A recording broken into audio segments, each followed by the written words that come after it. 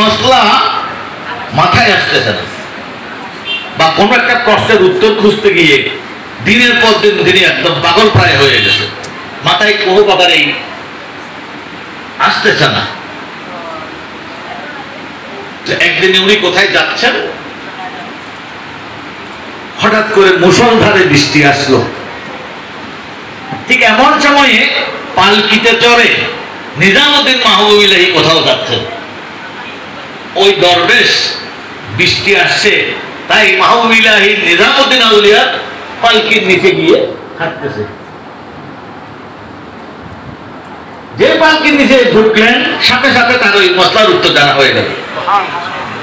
আর তিনি পালকি থেকে বের হয়ে চিৎকার দিয়ে বলতেছে, আমার মুর্শিদ কত বড়, আমার মুর্শিদের ছেলে আমার মশলা জানা হয়ে গেছে।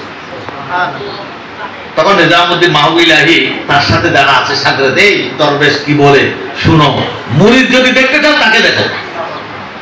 তার একটা মশলার উত্তর জানতেছে না বহুদিন, সে আমার পালকি নিচে ঢুকতে তার মশলা খল হয়ে গেছে, আর সে স্বীকার করতেছে এটা নিজামুদ্দিন আউলিয়ার দান না, এটা আমার হুজুর কার দান। মুরিদ কাকে বলে? একটা জাহাজ থেকে, একটা জাহাজ ডুবে গেছে, মানুষ ডুবে যাচ্ছে। হঠাৎ করে একজন যখন ডুবে যাচ্ছে দেখলেন একটা হাত, তুমি আমাকে ধরো, আমি তোমাকে উদ্ধার করতে আসছি। তাই নাকি? আপনি কে? আমার তো উদ্ধার হওয়া দরকার, উদ্ধার হয়ে যেতাম, কিন্তু না, উনি কষ্ট করতেছে। আপনি কে, আমাকে উদ্ধার করতে আসছেন? তখন তিনি উত্তর দিলেন, আমি হযরত খিজির আলাইহিস সালাম, আমি হযরত খিজির, তোমাকে উদ্ধার করতে আসছি। তিনি বললেন, ঠিক আছে, আমার পীর শরফুদ্দীন ইয়াহিয়া মানিন, আমার পীর যদি আমাকে উদ্ধার করে আমি উদ্ধার হব, উদ্ধার না করলে আমি ডুবে যাব। আমার হযরত খিজিরের সাহায্যের দরকার। এবার যদি একটু নিজেকে বিবেচনা করি, এরকম অনেক উদাহরণ আছে, একটা দুইটা না, আমি দুই তিনটা বললাম। আসলে আমরা কতটুকু মনে,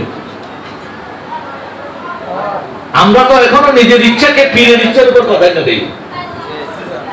পীরের ইচ্ছার কাছে নিজেকে যে সুপর্দ করে দেব, উৎসর্গ করে দেব, এমন মুরিদ যারা হতে পেরেছে এরাই ফানাফি শেখ। আর যারা ফানাফি শেখ হয়েছে তারা নবীকে এমনি পেয়ে গেছে। তো সুতরাং এই বিষয়গুলো আমাদের